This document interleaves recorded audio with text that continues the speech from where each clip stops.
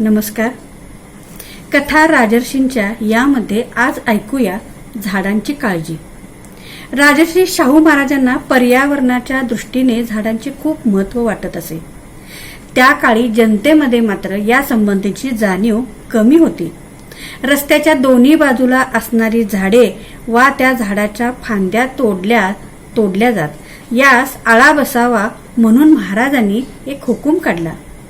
या हुकुमानुसार रस्त्याच्या बाजूची सरकारी झाडे किंवा फांद्या सरकारकडून परवानगी न घेता तोडण्यास बंदी करण्यात आली. एवढेच नव्हे तर झाडाची पाने, मुळ्या, शिरी तोडण्यासही मनाई करण्यात आली. झाडाची वाढ खुंटेल असे कृत्य करण्यास मनाई करण्यात आली.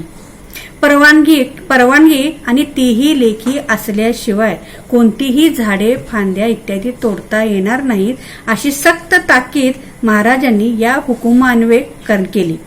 या उपर कोणी असे कृत्य केले तर त्या शिक्षेची तरतूदही करण्यात आली. आज आपण झाडे वाचवा, झाडे लावा, झाडे जगवा अशा घोषणा देत असतो. निसर्ग संवर्धन, पर्यावरण संरक्षण अशा मोहिमा राबवत असतो. मानवी हक्कासाठी निसर्गावर बेजबाबदारपणे आक्रमण होत आहे.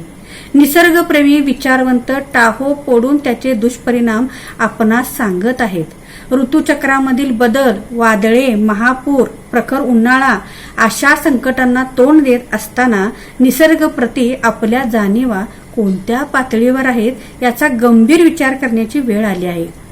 सर्व प्राणी मात्रांना भरभरून देणाऱ्या निसर्गाकडून समाधान घेण्याऐवजी ओरबाडण्याची वृत्ती अधिक वाढत आहे.